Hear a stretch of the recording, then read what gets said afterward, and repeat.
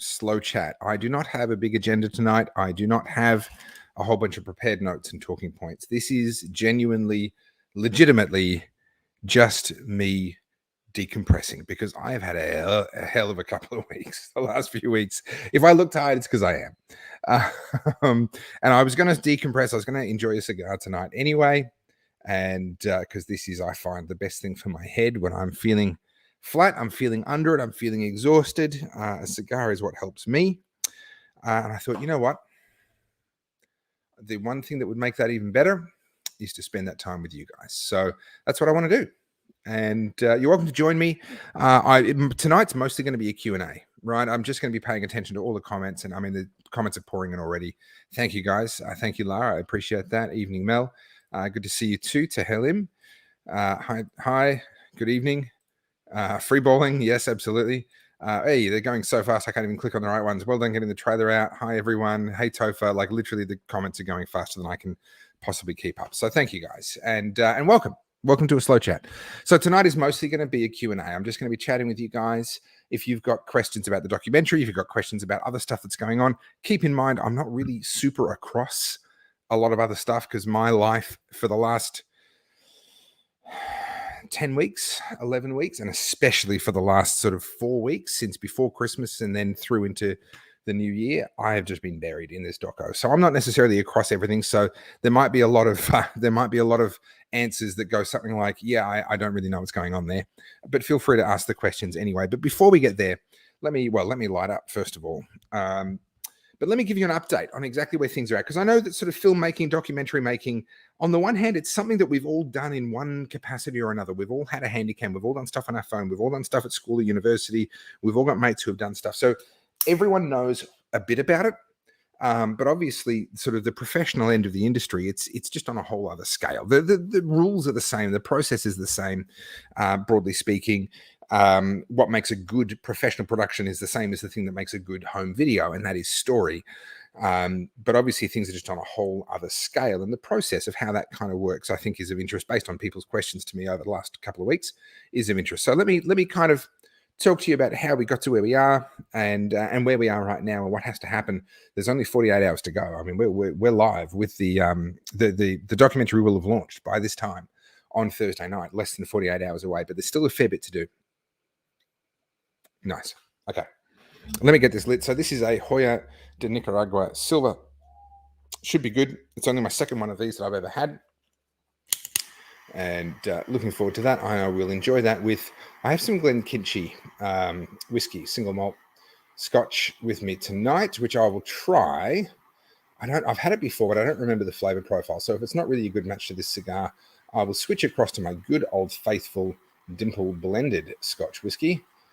Which I find is just a nice backup whiskey that plays nicely with pretty much anything. So I'll be mucking around with that tonight.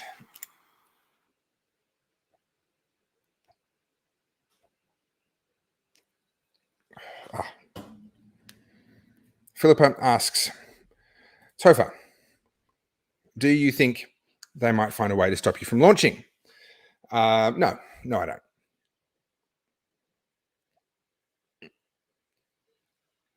Fairly simple. Danny Boy is nothing if not arrogant, and I don't think he thinks that I'm significant. I don't think he thinks that I can do him any harm.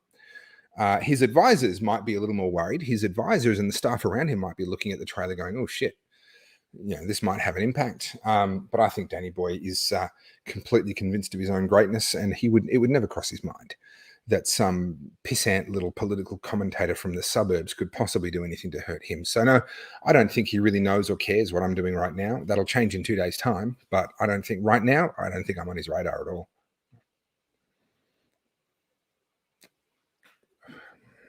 Well, thank you, Diana. Or Diane, excuse me. Hi, Tofa, sharing time with you suits me. Thank you. Suits me well. Thank you. Love all you do. Well, thank you very much. I appreciate it. And look, there would be no value in what I do without you guys. Honestly, there would be, what would I be? What would my work be worth if I was just pissing into the wind and no one showed up, no one cared, no one paid any attention? Well, it's you guys that make my work what it is. And the documentary really is kind of the ultimate example of that. Think about it. before I decided that I was going to do the doco, I was thinking about whether I should do the doco. And I was asking myself the question of, am I the right person? Is this the right project for me? And am I the right person for this project? And there's a lot of considerations that go into that. I mean, to make a world-class, cinema-ready, professional feature-length documentary requires a number of different things. It requires an understanding of story and how to tell a story, because a documentary can be incredibly boring. I mean, even on a subject like what's happened in Melbourne in the last 2 years, you could make a documentary and it would just be dry and boring and awful to watch if the person making it doesn't have a good understanding of story. And one of the few things that I will lay claim to and say, yes, I'm good at that, is arranging information in a way that makes it interesting. And that's ultimately what story is. A story is an arrangement of information that makes it compelling and makes it relatable, makes it relevant, and makes it interesting. And I'm reasonably good at that. I'll put my hand up and say, yep, there's not a lot of things that I'll claim and say, yeah, I'm actually pretty good at that. But that's one of the things I'll claim and I'll say, yeah, I'm pretty good at that. So I tick that box without doubt. But then there's a number of other factors. Someone needs to know what's happened well enough and needs to have credibility with the people that were involved such that they'll talk to them. Well, yeah, I was there from the beginning. I know what happened. And most of the people involved know who I am. And if I reach out to them and say, hey, would you come on a documentary? They'll say yes. So I tick that box. Then they need to know how to actually make a documentary at a technical level. There's a lot of stuff involved. Everything from your filming to your editing to your color grading to your music and your sound grade and your titles and your graphic design and everything else, your marketing and so forth. Well, that's my background. My dad actually introduced me to television. He was involved with Channel 31 down here in Melbourne when I was a kid. And I was on the tools before I was even 12 years old. I was already editing using old VHS tape decks. So that's been my life. And I've worked in it professionally on and off. Over the years, consulting, writing, directing, producing, mostly TV commercials and corporate sort of stuff. A couple of short films. I've won a few awards on short films and that sort of stuff over the years. So tick, I kind of know how to do that. And then the final one, oh no, not the final one, excuse me. Then being able to put together the team, the right people, because that's crucial. And well, I've got a lot of contacts in the industry because of what I've done on and off over the years. So tick, I can put together the right team. And the final one is the ability to raise the budget to pay the team to do the job. And that's where you guys come in. And thanks to you guys, I was able to say, okay, actually tick. I tick all 5 of those. I can actually cover this. I can actually do this. And without you guys there and without me having confidence in you guys and knowing that you were going to back me, I would never have been able to make that decision. Now, I came to the realization that I was quite possibly the only person who actually had all of those things in place. I'm not trying to say that I'm better than somebody else, but it just so happens that circumstances conspired that I could tick all of those boxes and say, yes, I have all of those things. I announced it. The budget got raised, thanks to Victoria Police, of course, and the very well-timed arrest.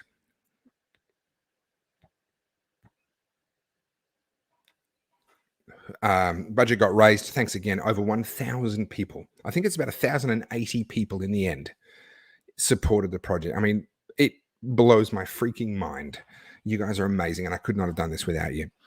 Then I built the team and I reached out to all the various stakeholders, and lots of people agreed to do interviews with me. Lots of people have supplied me with so much footage. Huge thank you to everyone that supplied footage from on the ground. Just amazing. And the courage that you guys have shown recording what you've recorded. Like, it wouldn't be possible for me to make a documentary about what you've done if you weren't willing to be there with a camera and documenting what you'd done and what you had done and what you'd been through. So huge props to everyone that has provided footage for this documentary as well. I'm deeply grateful. And then, of course, we entered the slog, the grind. And what happens originally, you'll remember originally, okay, let's talk about this. Originally, the release date was the 20th of December. And the reason I picked the 20th of December was because when I looked at the production timeline, if everything went perfectly, that was enough time. Only barely. But if everything went perfectly, then I could justify that. That was enough time. And yeah.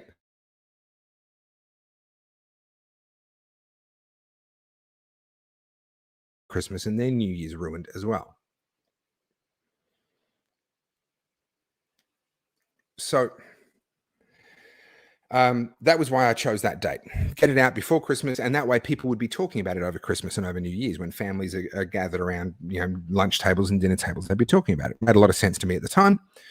The problem, of course, is nothing ever goes perfectly, and something as complex as a documentary, a feature-length documentary, of course, isn't going to go perfectly. And there's a very specific thing that went wrong for me. So I don't know, this is a little insight into the back end of what goes on behind the scenes, not just with this production. This is just across the board. Stuff is constantly going wrong, and the director and the producers are just constantly trying to fix things. In my case, what happened was everything fell into place really well. And I got the set built. You saw pictures of the set that we built out of foam bricks and timber and perspex. I had my location for filming in. I had my crew. All of my interviewees were very gracious, and they said, yes, we'll come on. We'll be interviewed by you. And we scheduled all of that. That was going really well. So that's what's called production. The actual filming period is called production. When that's done, you enter post-production. That's the editing, color grading, audio grading, music, graphics, lower thirds, titles, all that stuff that then finally results in the finished product. The problem was for me, I needed a caliber of editor that I had never worked with before, right? All of my projects that I had done before were relatively short. They were TV commercials, they were short films, they were these sorts of things. And I've worked with a lot of very talented editors, and some of them are very good friends of mine. I mean no disrespect to them. But it's a different discipline and it's a different approach to be able to be the lead editor on a massive feature film production. And to give you some idea, when I say massive, including the backup, so there's duplicates of interviews and things like that in this. But if you just look at all of the data that we have associated with this project, it now totals over 100 terabytes of data. And my lead editor's job is to know where everything is. And that when I sit there and go, oh, you know what we need? There was that shot. There was that cutaway shot from that time, from that thing. You remember that? And they know where it is, and they can go and find it and put it into the spot where I've remembered it and where I want it. It's a particular subset, a particular skill within the world of editing. And no disrespect to the editors that I know, but none of them were right for the job. None of them had quite the right feel, and none of them had quite the right organization. Let's just call it that. The level of organization required. And I finally, actually through Rukshan, it's a mate of Rukshan's, I reached out to Rukshan in desperation, basically, just saying, we've nearly finished filming. We're only 2 days away from finishing filming.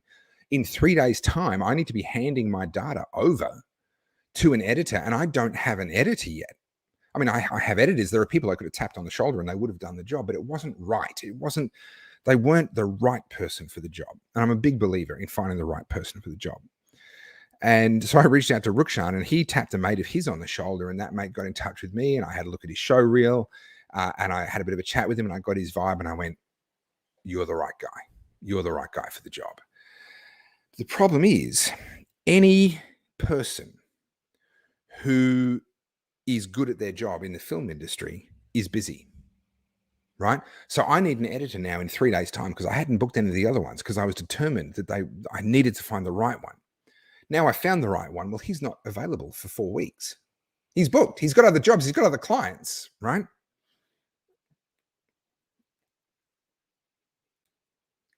And that's where we lost most of our time. You'll remember during filming, I was saying, hey, we're on target. We're doing okay.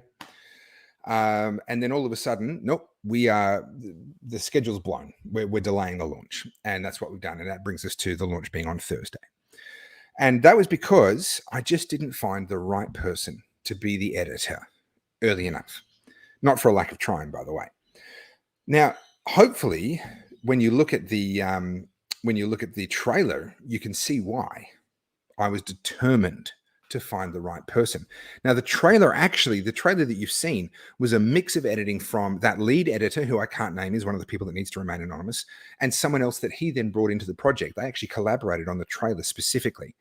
And again, this is one of the hallmarks. When you get the right person, not only are they the right person for the job, but when they're not the right person, they know that they're not the right person for that particular thing, and they can find you the right person. And that's exactly what he did. So I ended up with a team of 3 different editors working on different aspects of the project, each within their own strength, each within their own kind of gifting of where it really worked for them. And I think it really shows in the documentary. The quality of their work is phenomenal. The flip side, of course, is to get 40 odd days of professional time with these people who have their own equipment, years of training, years of experience, decades of experience. You're paying a lot of money for that. So just my editing team cost me about $30,000. And that would not have been possible without you guys. You're the reason why I could be picky and find the perfect team and commission them and give them the job and then give them the hours that they needed to do the job. That was only possible because of you guys. And so the what you've seen in the trailer and what you're going to see on Thursday is a massive credit to all of you, to every single person that put your money where my mouth is. You are the ones that can look at that and with pride, because you're the ones that empowered me to be able to build the right team to be able to do that job.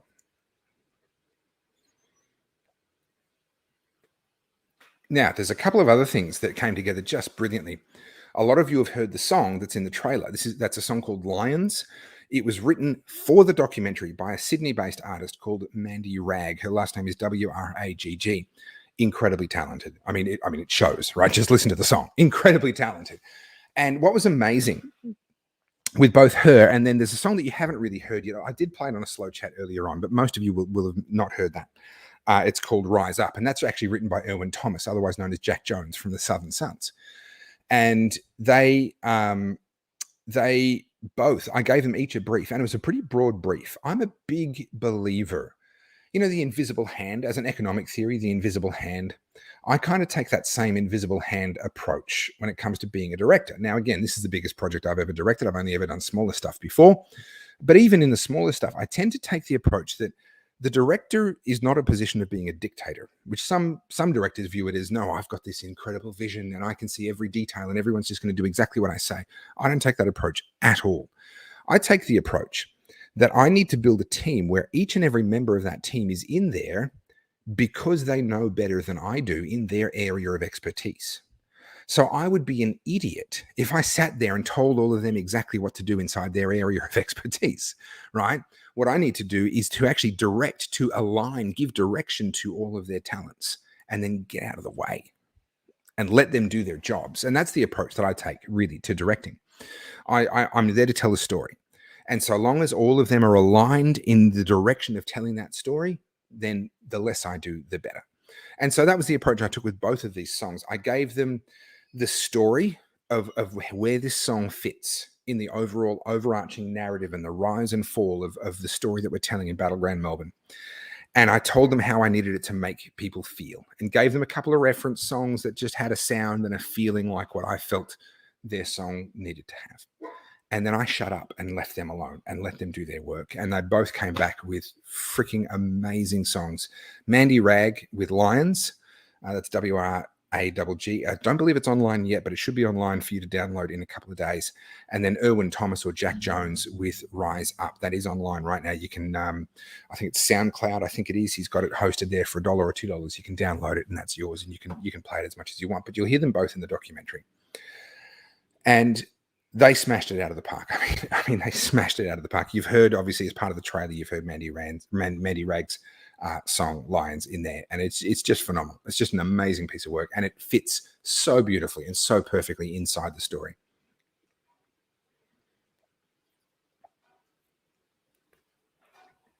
So there was an incredible editing team that just did an amazing job. There were the songwriters that blew me away when I heard their music. Just incredible. Tegan says that I look and sound tired. Yes, I also feel tired. You can add feel to that. This is just me decompressing after the biggest freaking weeks of my life. Yeah, I am knackered. I am knackered. However, I'm through the worst of it. So from now, all the hard work's done. Now the reward comes. I get to enjoy the fruits of my labors. Yeah, my director of photography, when you still haven't seen, even in the trailer, you still haven't seen the final color grade of just how good the interview set looks. We've been sandbagging all the way through. We have not shown you. Even in the trailer, I said in the trailer we weren't holding back anymore. Actually, we were, right? We still weren't using the final color grade. We still weren't doing a number of different things that are just going to really make it that little extra bit special. And when you see just how freaking amazing that set looks. Yes, the set design was my idea. It was one of the first times where I've had a really clear vision for exactly what I wanted my set to look like. And credit to EJ, my carpenter, who built that, and all the suppliers that gave us everything we needed. It's completely fake. completely fake. It's made out of foam and timber and perspex, and it looks like an old brick wall with glass and metal windows. So credit to EJ who built that for me, but it was exactly to my vision. But then my director of photography came in and he looked at it and he went, and this is what I love. So this is why I take that attitude of the invisible hand, right? I'm not there to dictate every single detail. I just want to align everyone else's talents into the same direction, to the same vision, and then let them do what they do. He walked in and he said, okay, I see what you're trying to do. I was planning to light it as a daytime situation, so there'd be a lot of light flooding in from behind. He said, listen, what if we make it nighttime outside, but there's a couple of street lights and there's just that sort of line of the edge of the street light spilling onto the windows. And I said, okay, well, look, show me, and he spent about an hour playing with the lights and fiddling with it and getting it right. And I looked at it and I went, that's amazing. That's better than what I had in mind. It's exactly what I hope for in these situations. It was my director of photography who turned around. I was going to do interviews with people not looking straight in the camera. They were looking to the side of the camera, the way that it's often done in documentaries, where everyone's kind of talking the way that you can see me now, looking off to the side of the camera. It's fine. It's okay. But it's not as engaging as actually looking down the barrel. And it was my director of photography who said to me, listen, why don't we do this? Why don't we set it up in this way so that when they look down the barrel of the camera, there's a teleprompter in front that actually, I had a camera looking at me, putting my face onto a teleprompter that was in front of the lens of their camera. So I wasn't looking at them. I was just staring into the lens of a camera, but they were looking at me and they could see me and they would look at they'd look at me. And in the process, they'd be looking straight down the barrel of the lens. And it just gives it this incredibly engaging. I mean, it's just, you just can't look away. And I'm so thrilled that he made that suggestion. And again, it's just that reward to me for having that collaborative sort of attitude of, I don't know everything. I don't know best. I mean, if I know best, there's a problem. Why do I need a director of photography if I know how to do his job better than he does? Like that's a freaking problem. I've got the wrong director of photography if that's the case, right? If I'm getting a director of photography onto a project, it's because they know their job better than I know their job. And that means I need to shut up and listen. And it just is amazing. I am a classic artist. I am very critical of my own work. And I usually hate my stuff when I put it up. And it takes a couple of months. And I know that this is my journey now. I understand my own process, so I can kind of step back from it and be a little bit objective. But I hate I hate my own work usually. And it takes about 2 to 3 months after I launch it for me to get enough distance and objectivity to be able to look at it with fresh eyes and go, actually, that's pretty good. That's pretty good, Whereas this is the first time in my life that I'm about to launch it. And I think it's freaking awesome. And that's not because of what I did. It's because of the team that I was able to build. And that's because of the budget that you guys gave me. And I see there's a bunch of questions around whether it's going to be charged to watch it. Completely free to watch. As far as I'm concerned, I don't own this documentary. This documentary belongs to the 1,080 odd people that crowdfunded it. And my promise to them in return for their support and their trust and their faith was that I would deliver a freaking awesome documentary, and I would do everything in my power to make sure that documentary got viewed by as many people as possible. It's not my documentary to monetize. It's not my documentary to charge a ticket price for or what have you. The only time that you're going to pay money to watch this is in a live event where I've booked a cinema or something like that. Okay, then I'm going to have to charge a ticket price to then cover the cost of the cinema and everything else there. But you will never pay to actually just watch it online. Leona is asking how many minutes. It's 105 minutes or an hour and 45 minutes is how long it goes for.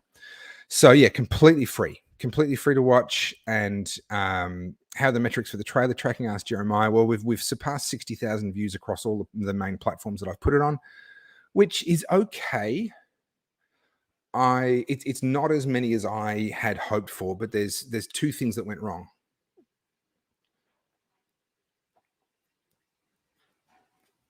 One was all the Novak Djokovic stuff last night. And I had to make a judgment call. Do I delay the launch of the trailer because all the Djokovic stuff was just sucking all the airtime out of every other topic? There was just no one was going online looking for anything but that. And that's not a good time to launch something, right? It's not ideal. But then again, I don't want to delay the launch of the feature on Thursday. And I didn't want to delay the launch of the trailer because that needs enough time to kind of get around the world a couple of times before Thursday. So I made the judgment call. I'm going to launch anyway.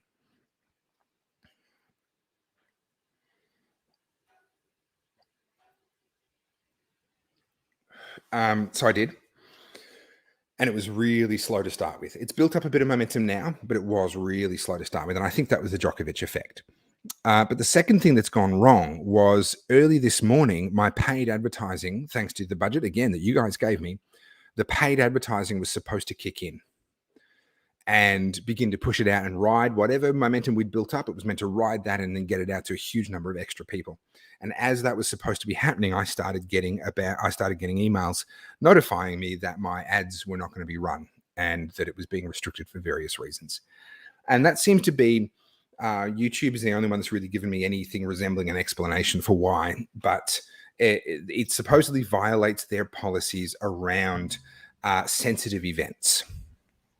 And essentially, their policy around sensitive events says that you can't be exploiting them to make money.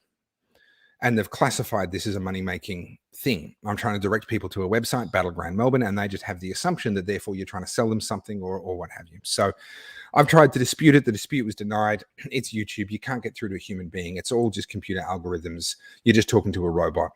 And there's really not a lot you can actually do when you're a small fish like me I'm not one of these people with 10 million subscribers or whatever, where I can actually talk to these guys at YouTube. They don't care about me. And so I'm just trapped in their robots. And unfortunately, the reality of that is that I'm not going to be able to change their minds. Their algorithm has decided that I can't put money behind ads. And that's on Facebook, YouTube, and Instagram. So I'm pretty stuck in that regard right now. Ah, there you go. So the way I'm pivoting, what I'm going to do about that,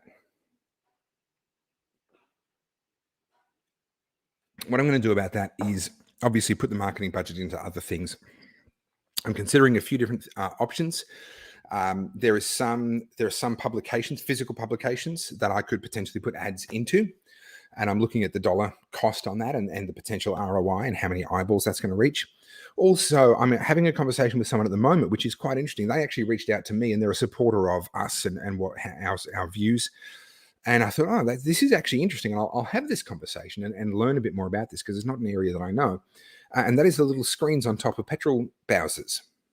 Now, can you imagine you're pumping petrol and you've got nothing else for your brain to do? And so you end up watching that. And it's just annoying, right? It's just there and just the noise, blah, blah, blah. But imagine a 30-second commercial for Battleground Melbourne comes on, and it's cinematic and it's engaging and it's interesting and it's kind of neutral. It doesn't give the game away which side it's on, right? Carefully done so that it will just grab people's attention no matter where they stand on the issue. And it doesn't give the game away for where it stands on the issue. And I'm really intrigued by that idea. We can get the cost per impression is actually pretty good on that compared to, say, print advertising or various other things like that. But the minimum campaign size starts at $5,000. So it's a big investment. Whereas online, you can run, you can A/B test a bunch of different campaigns for $100 each and then kill the ones that don't work and keep the ones that do. Whereas with this, it's like you've got to make a decision, a $5,000 decision, which is a substantial chunk of my marketing budget. I've got to make a $5,000 decision. And if it doesn't work, well, bad luck. So I'm weighing that up at the moment. I'm not sure what I'm going to do with that. But basically what's happened is I can't spend money on online advertising. That's where it stands at the moment. I've got a few workarounds that I'm going to try over the next couple of days. But that's how things stand at the moment. I'm just trying to find other ways. Always very mindful of the return on investment. I mean, this is your guys' money that I'm spending. This isn't my money. This is yours. And I owe it to you to try and get the best possible results per dollar. So I'm back into a research phase, basically trying to figure out what to do about all of that. So 60,000 plus views across all the platforms on the trailer so far. There are some big influencers that are going to be starting to push it starting tonight. So I expect that's going to continue to push on really well. I've got some US.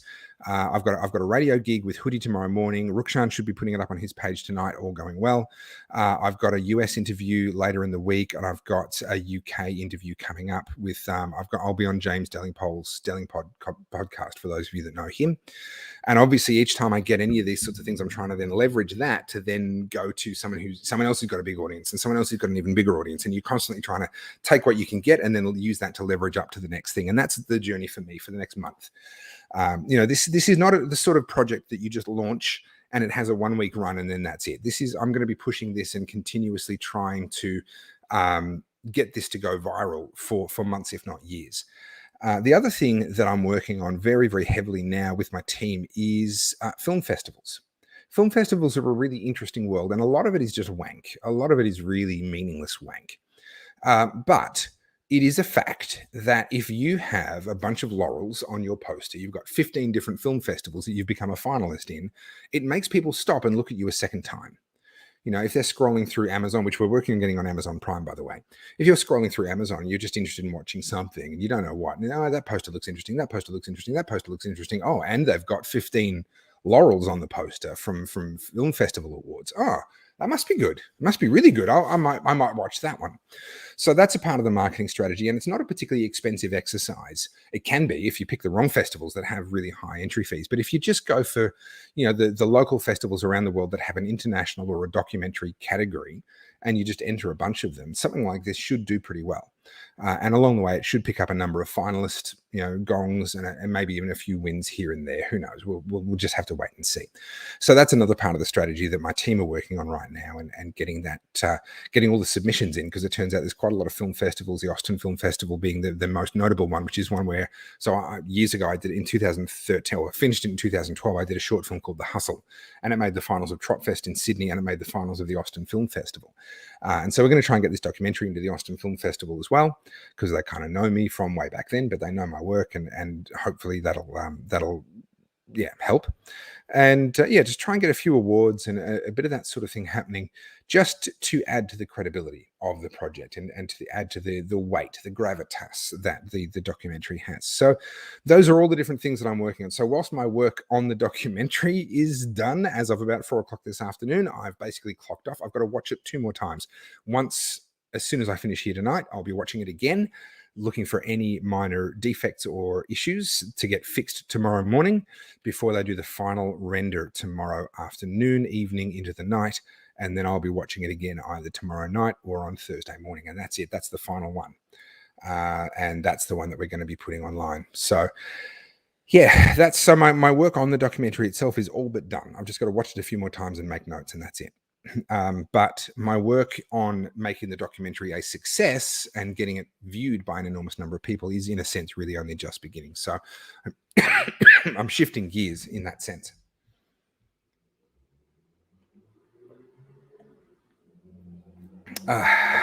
Okay, so that's where the documentary is at. Yeah, lovely. My wife gave me these for Christmas, by the way. They are absolutely lovely. She found them on some ridiculous special. They're actual crystal. But they were like 80% off or something. So that was nice. Yes. So now that's kind of where I wanted to get to in terms of just talking about the doco, because I know a lot of you are curious about that. That's where it's at. So if you have any actual specific questions for me, now is a good time for you guys to throw that in to the chat, because I'm not going to scroll back up through the chat and have a look at all the other stuff. But I will have a look at everything that's coming through now. So the Daily Wire would surely go for this. I'm sure they would. I don't know how to get their attention. This is the problem. They get anyone, people say, oh, you should go on Joe Rogan. Great. Do you know how to get his attention? Because every man and his dog is trying to get Joe Rogan's attention all day long. I want Novak Djokovic to watch it and to tweet it, right? And to say, hey, this is what's been going on in Melbourne for the last year. But how do I get his attention? I'm not going to, most likely. So if you guys know how to get these people's attention, then excuse me, I'm all ears. Leith, that was a nice sound. Real crystal. Yes, it is. Very much real crystal. What are we drinking? I am just breaking open the Glenkinchie 12. So I'm celebrating with this tonight, and I'll relight that cigar shortly. So hopefully this is going to be a good match for the cigar. If it's not, I do have a bottle of Dimple. It's just the Dimple 12 blended. That's my cheap go-to blended Scotch whiskey.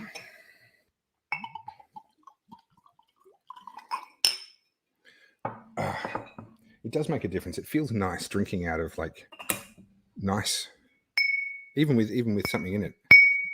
It's just nice. A court case. Any updates?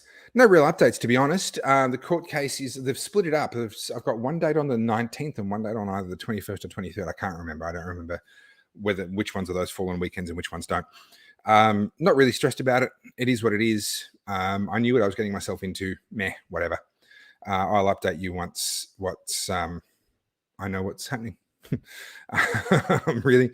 Ba, ba, ba. Yeah, interesting the criteria they're rejecting the ads on, almost as if the underlying worldview is that only state-sponsored media and or media owned by the wealthy can legitimately comment on politics. That is pretty much what it comes down to, James. Yeah, basically. And that is the logical extension of all of the fact checking and everything else that goes on is oh no, you have to be in a position of power before you're allowed to speak. Well, what an incredibly dangerous precedent to set. Who edited the trailer? I cannot tell you. They are in the film industry. This is what they do. That's why they're so good. But the film industry and the arts, for as much as they preach tolerance, I would consider the arts to be the single most intolerant industry on the face of the planet. They have absolutely no room for anyone who does not jump on the latest fashionable political bandwagon and keep up as the fashionable bandwagon changes. So unfortunately, there's a number of people, when you look at the credits at the end of the doco, there's going to be a lot of people that are just credited as anonymous because they can't take the risk. And my promise to all of them is that I'm going to make this documentary go massive. And in time, my hope is that the politics will change enough that they will then be able to put their name on it. And they'll then be able to come out and say, actually, that was me. And obviously, I'll verify that for any of them anytime they want to come out. It's amazing coming out in 2022 is no longer about being gay. I'll verify. I'm so grateful to every single one of them, and I look forward to working with them again. If I'm lucky enough to be in a position that I'm making another documentary at some point in time, I've got my team. I've got my go-to team. I'm just picking up the phone and calling the people that I've already got, which is a nice position to be in because I wasn't in that position at the start of this project.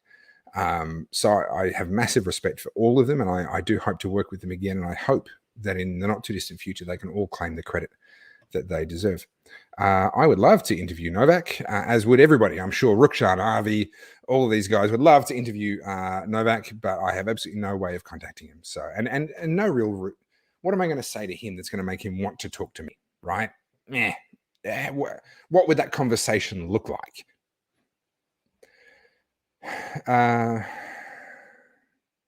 Yeah, great work. I'll send the doco to the idiots interstate who keep telling me to get over it. Don't expect them to stop telling you to get over it. Idiots will be idiots. This is something that I remind myself of on a regular basis. There are people who went to their graves as old, they grew old and died, believing that Hitler was right. I met people in Venezuela who were elderly and they had seen Venezuela before Hugo Chavez and they could see Venezuela after Hugo Chavez, but they would swear black and blue that Hugo Chavez was the best thing that ever happened to Venezuela. Right? Some people are just stuck on their stupidity. They backed the wrong horse, and now they are never going to change their mind, and they're never going to admit they got it wrong. Will it be available on other platforms? Yes, I'm going to probably make it exclusive to YouTube for about a week to try and get the metrics as high as possible and just get it. YouTube, the algorithms on all these platforms, the more successful it is, the more successful they make you, right? And if I can direct all the views into one platform, that's better than spreading the views across a couple of platforms. But after about a week, that first wave will have kind of happened, and I'll put it up on Facebook, I'll put it up on Telegram, put it up on Getter, I'll put it up on everything else. Do I think other parties are trying to squash the doco? No more so than lots of other stuff. I don't think I'm being targeted in any special or unique way. I think I'm just being caught up in the same drag net that is catching so much other good, reliable, honest, accurate information that is being suppressed or deplatformed at the moment. When we see my beautiful wife join us again, no idea. She is her own person, so she will float in and out as she sees fit. Topher, you're obviously incredibly hyped, but also exhausted and stressed. What are you going to do to wind down? I'm doing it. I'm doing it right now. Actually, I'm going to relight that soon. But this is kind of me. Believe it or not, this is kind of me winding down. And then after this, I will probably refill that and sit out on the back porch and I don't know, spend an hour or so just with my own thoughts. I was going to ask how my wife was handling the intensity. She's amazing. And I'm not just saying that because I have to, like, genuinely phenomenal. And not only is she handling the intensity really well, I mean, the big change from her point of view, she runs her own business, and she's been, I've been basically the stay-at-home dad all through COVID and looking after the kids and making sure that she could just keep up with clients and business and everything else. And then, of course, with the documentary, that had to reverse. That had to flip on its head, because if I'm going to do a feature documentary in only a couple of months, then I'm the one that needs to get priority. If I need to leave the house, if I need the car, we've only got one car. It's one of the ways that we keep our living costs as low as possible. So I need to get priority for the car. I need to get priority in terms of who looks after the kids, who cooks dinner, all that stuff. So we sort of flipped our entire family life on its head in order to facilitate the documentary. And tonight was actually I cooked dinner tonight, and that's the first time I've done that in a couple of months. So sort of now we're flipping back to what has been our more normal kind of life since COVID started, certainly. She's handled it really well. She's handled it really, really well, and been very gracious and very understanding of the demands of the documentary. I mean, I figured it out in the last two, what are we now, on the 13th? Yeah, so since Christmas, I've done, I believe, 8 15-plus hour days, where I've left from when I've left home to when I've gotten back home. Has been at least 15 hours apart. And when you've got 2 small kids, that basically means you miss their entire day. You leave before they get up, and you get back after they've gone to bed. And all of the weight of family, of feeding kids and keeping her own business going has fallen on my wife's shoulders. And she's just been amazing. And I'm very, very grateful, because if I didn't have a supportive wife, I don't think I'd be able to do what I do. If I had a wife who was on the other side of this issue, I wouldn't be able to do what I do. So she's handling it really, really well. And in fact, she's basically come on as a producer, and she's actually working with Carly and 2 others that we brought onto the team to manage the marketing, and doing a really great job. And literally, she's inside with a laptop on her knees right now. We've got the IMDb updated. So Battleground Melbourne is now on IMDb, and we're just fleshing that out at the moment. That was her. She did that. A number of the emails that have gone out to people concerning posters or various other things, that was either her or the 2 team members that she has that she's coordinating. So she's actually become not only is she supportive of me doing it, but she's actually become a part of the team, and she's involved in doing it now too. Don't I think the Novak drama is perfect timing for your doco? Yes and no. It draws a lot of eyes back onto Melbourne, which is fantastic, great. But the fact that it was happening, and the court case and everything was happening right on the very moment, because the court case was supposed to have happened that morning. And that's why I thought launching the trailer that afternoon is going to be okay. But then the court case got postponed, and the Novak decision literally happened pretty much within about 15 minutes of me launching the trailer. And it just sucked all of the oxygen out of social media. No one was going on social media for any other purpose than to see what was happening with Novak Djokovic. So yeah, swings and roundabouts. Overall, I think it's a good thing. I think it is. Can we buy a CD copy to own down the track? Definitely not a CD, because it's not just audio, and not a DVD, because this isn't the 2000s. Potentially a Blu-ray, but actually it's in 4K. We're mastering it in 4K. So even a Blu-ray wouldn't actually present it in its full stunning. I mean, it's just beautiful. What my director of photography has done is just stunning and deserves to be presented in 4K.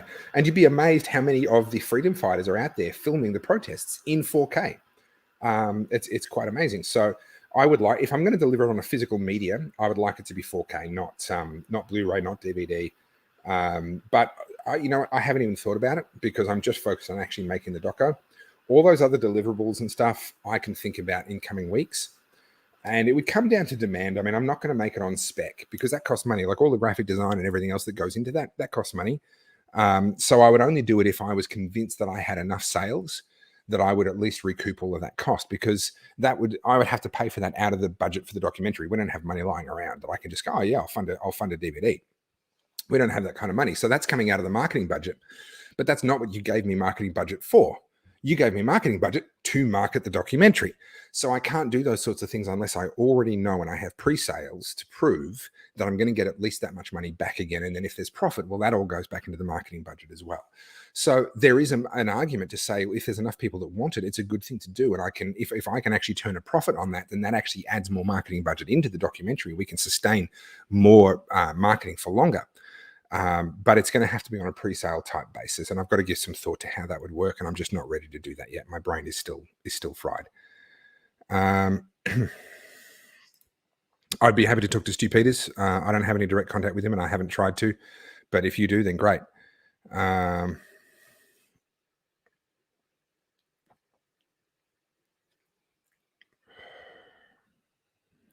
I do need to get out my Blackbird. I do, 100%. That's the Blackbird, by the way, the motorbike. for those that don't know. How often do I smoke a cigar?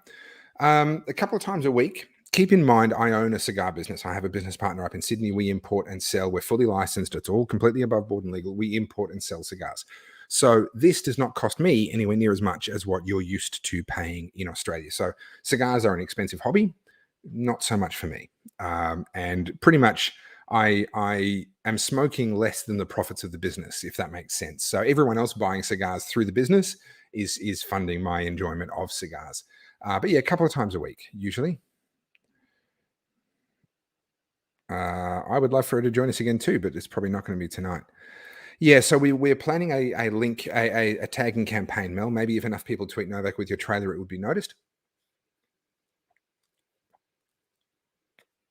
So a lot of these people have others that manage their social media for them, but Instagram is a funny one. A lot of these people like to have their own Instagram or access to their own Instagram as well. So probably a tagging campaign on Instagram would be our best bet with Novak Djokovic.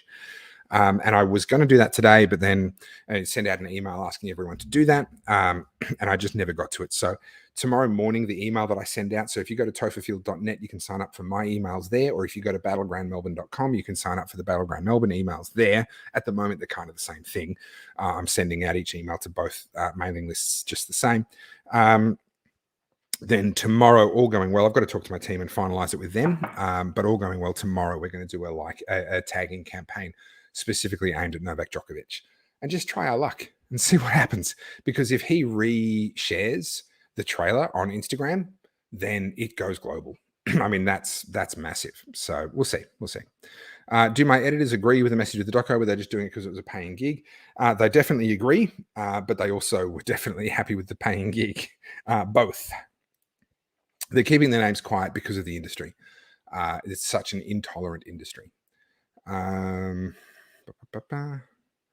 Yeah, well, thank you, Tim. It is a long shot for Tim Poole to even see it. But again, maybe we need to do a targeted campaign. Let's all do it at the same time. Maybe I'll talk to my team about that tomorrow.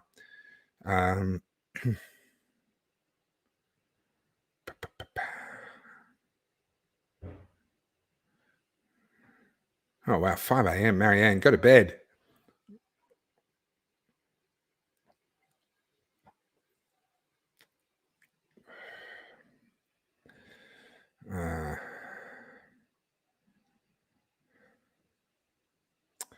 Yeah, look, a lot of people asking questions that I just can't answer. I just don't know.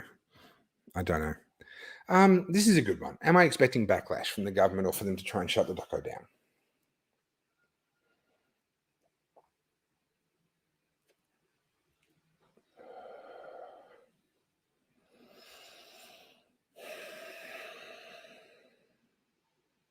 It's really interesting. And this is where, and those of you that know me well, you already know this. I'm just wargaming different scenarios in my head. So there's this truism, and I don't remember who said it first. It's certainly not mine, but this is truism. First they ignore you, then they attack you, and then they negotiate with you. They debate with you in good faith. And those are kind of the three stages as you gain influence. When you have no influence, they can ignore you. Once you kind of break through to the point where they start attacking you, that's when you know you're gaining influence, that your reach is growing. And it's been quite gratifying to see I'm getting attacked a lot more at the moment.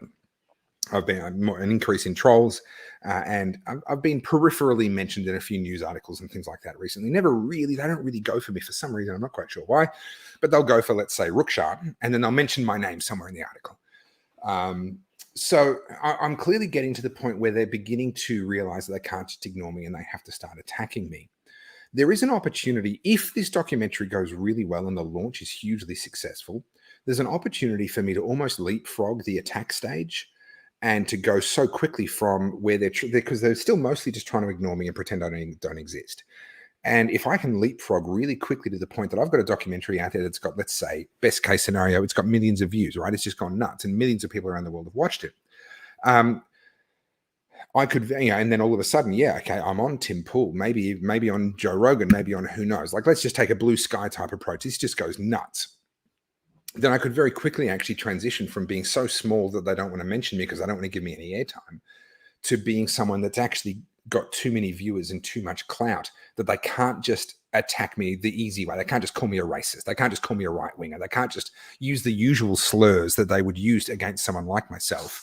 And they actually have to engage with me. So in a perfect world, I could potentially leapfrog most of the attack phase. Is that realistic?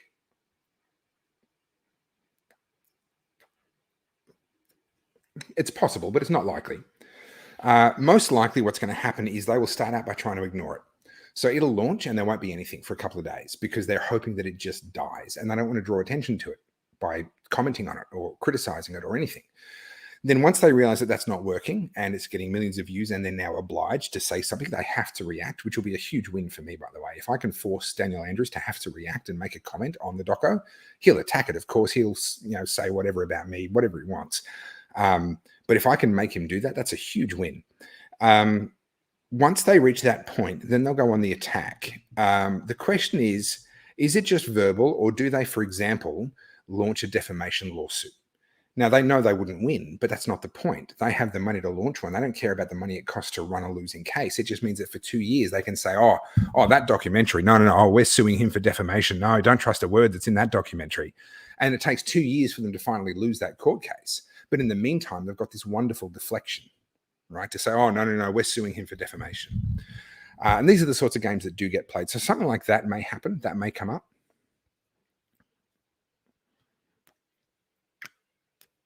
If I were him, that's how I'd play it. Honestly, that's how I'd play it. So yeah, we'll see. We'll see. But I mean, whatever comes my way, I kind of volunteered for it. I put my hand up and said, yeah, okay, I'll do this. And so I've just got to deal with whatever comes my way. And, it gives me a lot of comfort to know that I've got you guys in my corner and whatever comes my way, I'm not alone. You guys are going to be there with me. So, yeah, we'll just have to suck it and see.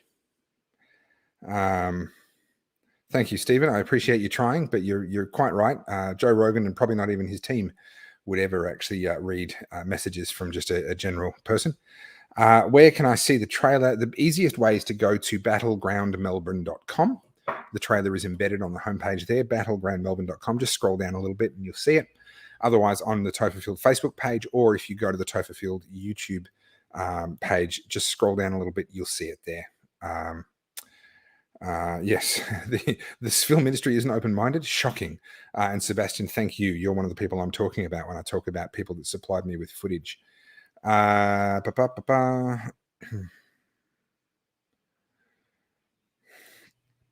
Haven't had a paycheck since October. People that said hold the line are full of shit.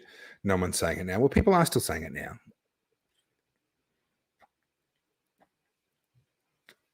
And I'm sorry to hear that, mate. That sucks, and that is incredibly tough.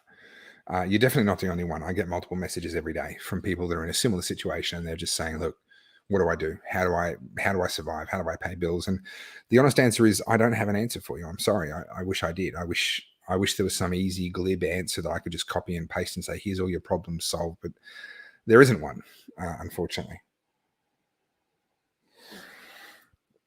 The closest thing to an answer that I can give is we all need to get very, very creative. Yes, maybe you need a jab to work a job, but are there other ways you could earn a living? Is there a side hustle you could start, or a side hustle that you have that you could expand?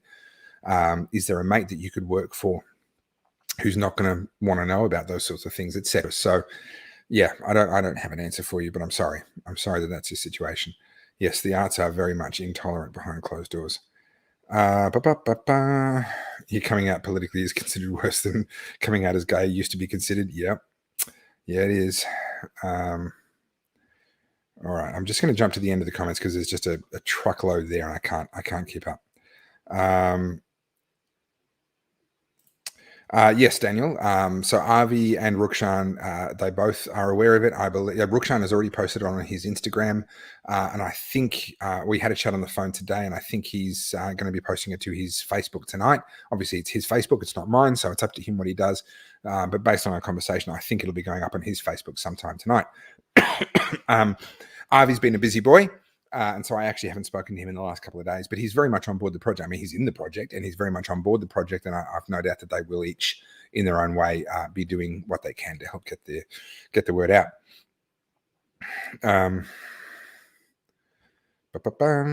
Oh, good. So Benjamin says Ivy's been tweeting about the doco today. There you go. So absolutely, they are very much behind it. So there's a good question. Considering this game's momentum, or assuming this game's momentum, if this documentary goes well, what's my next step?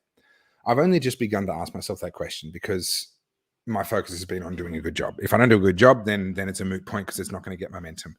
I think I have done a good job. I think my team has done a phenomenal job. And I think this documentary really does have the potential. There's no guarantee. Nothing's ever guaranteed. But it has the potential to be a breakout documentary. It has the potential to be the thing that kind of catapults Topher Field, whatever the hell this is, into sort of bigger things on a bigger stage. So what does that mean? What does that look like?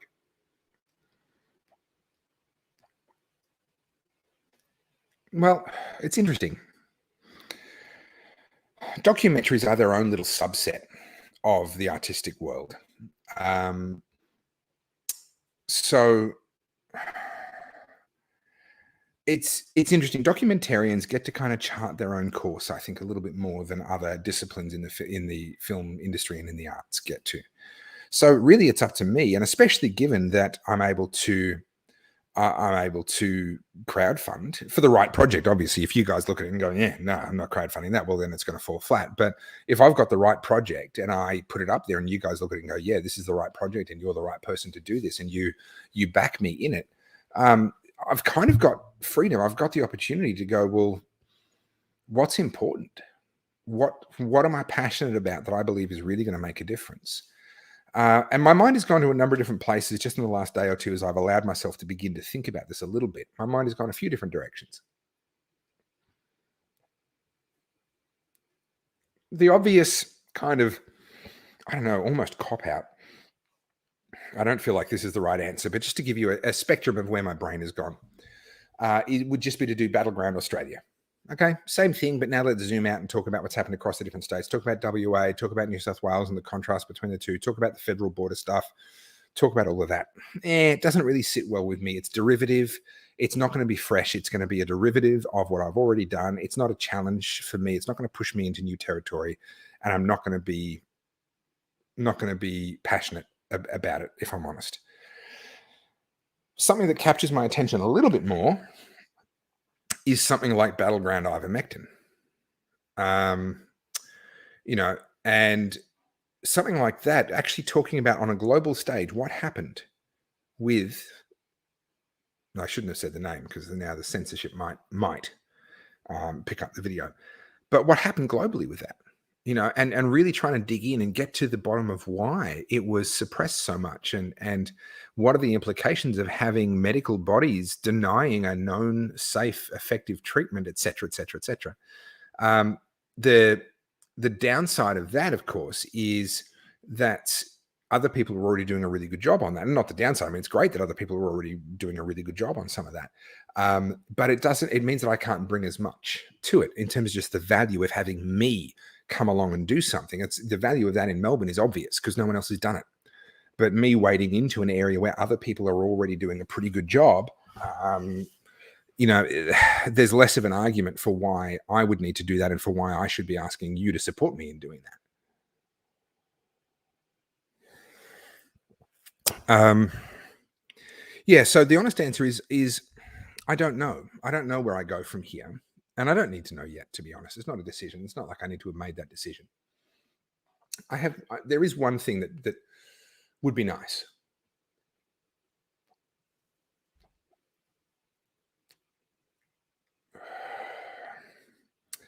I began writing feature films a number of years ago.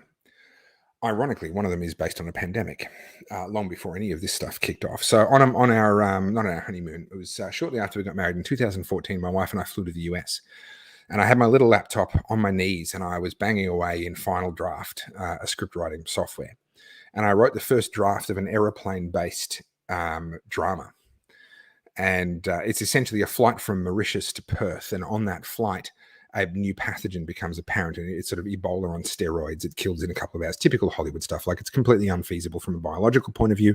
And it was this moral dilemma because the people outside the plane didn't want the plane to land, and they were actually willing to shoot it down to stop it because of how serious this pathogen seemed to be.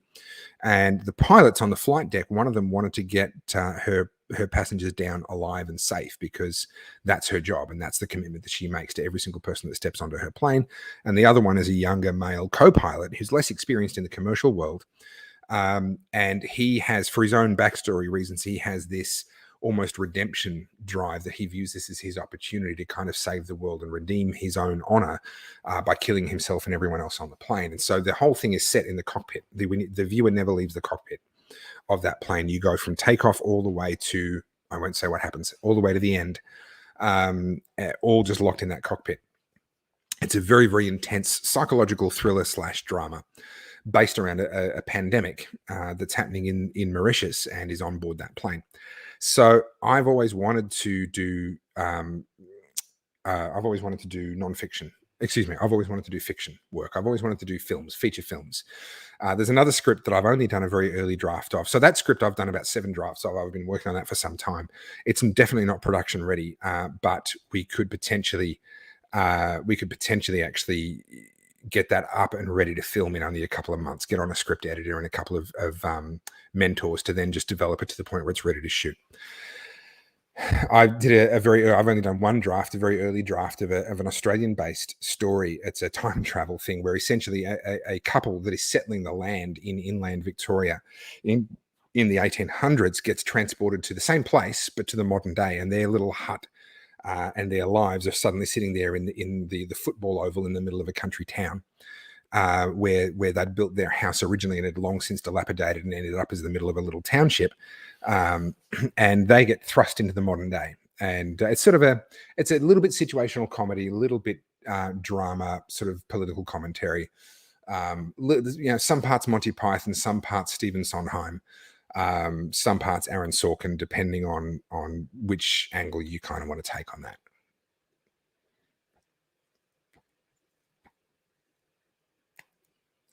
So lots of stuff that, and by the way, still Bed Troll's favorite Aussie, thank you for showing up and feeding the algorithm. Please do keep on scratching the bottom of your obviously very shallow brain looking for original insults, because that really doesn't qualify. So there's a lot of things that I would like to do. What's the right move? To answer the question that was asked, what's the right move? What's next for me? Still don't know. Still thinking about it. Laurie says I favor the comedy. I do too. Funny you should say that, Megan. I do have a zombie film that I never even really got to the full first draft, if I'm honest of that. It kind of stalled at about the 3/4 mark. But I have it, and I could finish off the first draft fairly quickly, and probably over the period of about 12 months, work it up to the point where it's a production-ready script that is actually a zombie flick that would be filmed in Outback Australia. And it's a lot of fun. It's a lot of fun, if I do say so myself. But anyway, yeah. So having a lot of options is sometimes a curse. There's a lot of things that I could do, but that means that it's a little bit hard to decide what I want to do. But I don't have to decide now. Let's be honest. I really don't. Okay.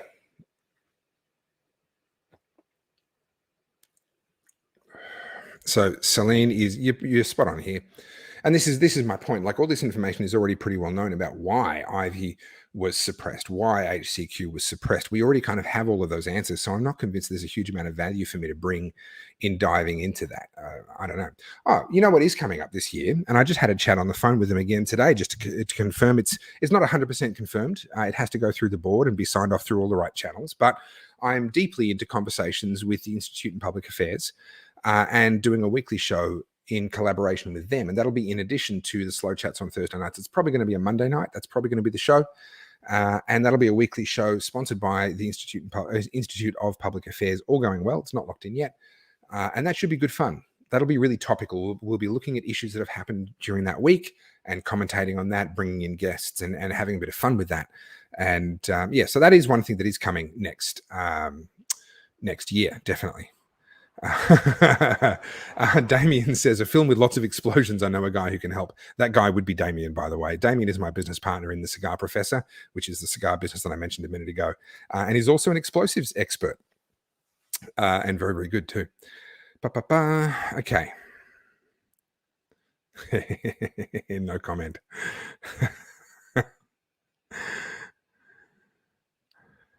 Thank you. That's very kind. Marion, yes, I've heard very good things about it. It came out since I started on the doco, and I've done basically nothing but the doco since. So I haven't read it yet, but yes.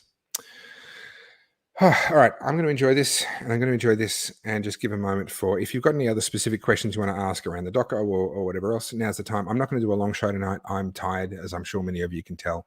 I'm very, very tired. So I'm going to finish this, give it a little bit of time for a few more questions to come through, and I'm happy to have a chat for a little bit longer. Then I'm going to call it a night and go and sit and enjoy my own thoughts for a little while. And at some point, my emails are going to ding, and there'll be an email waiting for me with the latest version of Battleground Melbourne waiting for me to review tonight.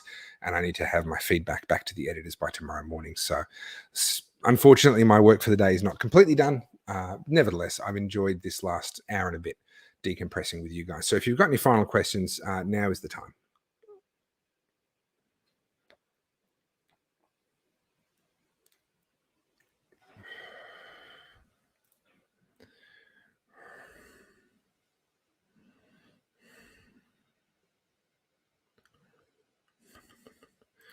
What was my favorite moment filming the doco? Funnily enough, I did not, this was genuinely unexpected. So Avi and I have had a rocky, well, not even a relationship because we don't really know each other except for very recently. When Avi first came onto the scene, I was one of the people that distanced myself from him. I was like, I just didn't like his vibe, and then there's all the sort of the criticism of him. Oh, he's got this, conviction for domestic abuse and this and that. And okay. So I was one of the many people who's just like, oh no, staying right away from him. Then over the course of, early on in COVID, he was one of the people attacking people who were concerned about the lockdowns, concerned about masks and things like that. So that only reinforced my view of him. And then about halfway through, he changed his tune and he began showing up to the protests to report on what was happening from the protesters' point of view rather than just to take the piss out of the protesters. And I went, oh, that's okay. But I really wasn't very kind to the guy at all. And over time, he kind of earned my respect just by being there and by being consistent. Obviously after he'd kind of changed sides, he then became very consistent and very good and willing to show up and take risks. And there he was being arrested. There he was being caught up in the tear gas. And I began to go, okay, this guy's actually serious now. Like he's not going to flip flop back and forth. He's changed his mind because he realized he was wrong. And now he's going for it on the right side of history. And then I bumped into him once or twice. We had very brief exchanges, nothing really significant. And then I asked him if he'd come on the doco. We had almost not met prior to that point in time. Almost. We'd bumped into each other a couple of times.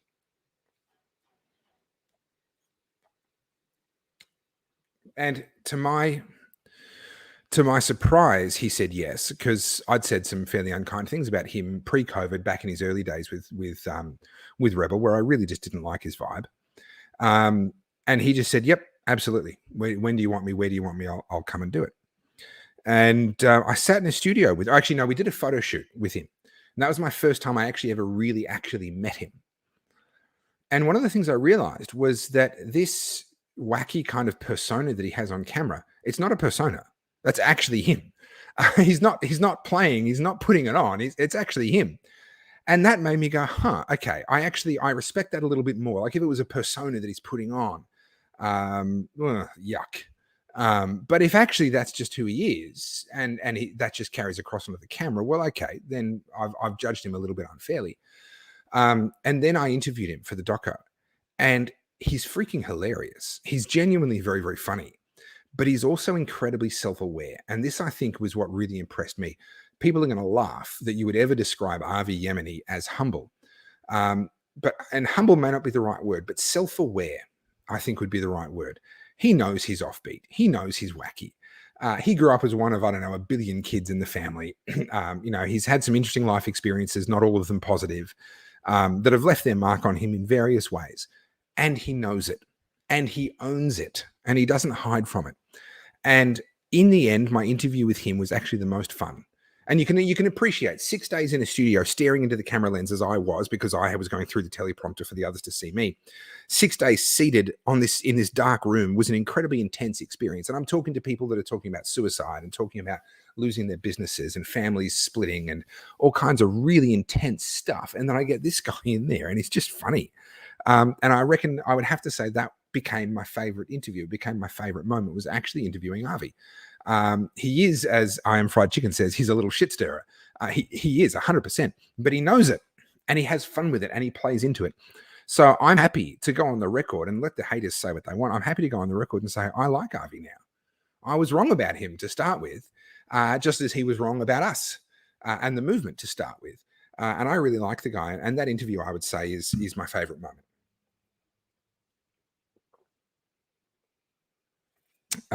Okay. Will I send Dan a signed DVD copy? I might send him a signed poster. Yeah, this is the funny thing. Like, Rukshan is incredibly real, and he's just himself. There's no pretension with him. He just stands up in front of the camera and says what he thinks. Avi, funnily enough, he actually does the same thing, but his personality is polar opposite. And he comes across completely differently, but actually they're both just standing up in front of the camera and telling you what they genuinely think. And I think that's a remarkably rare trait, especially in the media landscape. I think it's incredibly, incredibly rare. Okay. So Daniel, unfortunately, because we're doing it as a premiere, we are limited to 1080p. When we upload it to other platforms, we'll be uploading it in 4K. But the actual premiere on YouTube, we are limited to 1080p. So lovely. Thank you, Marco, for trolling. And still Sped Trolls favorite Aussie. Thank you, guys. You're really helping the algorithm. I do appreciate it. Just keep it up. Keep it up. Keep those arguments going. It's brilliant. And it really works. It helps the algorithm. So, guys, I am, this is it, Daniel. We all have character defects. Some of us acknowledge them, and the rest of us just go through life being assholes. And I think that's exactly it. And I think in the case of someone like Avi, he wears his heart on his sleeve. He is genuinely who he is, and he is aware that he's a bit outside of the bell curve, right? He's not in the middle of the bell curve, and he knows that, and he owns it. And I actually came away from that interview with a lot of respect for him and a lot of time for him, and I'd be happy to spend more time with him again. Cam Creek Hill wants to know if the Scotch mated with the cigar. Actually, yes, it did very, very well. Better than I had. I thought it wouldn't match, but it actually does.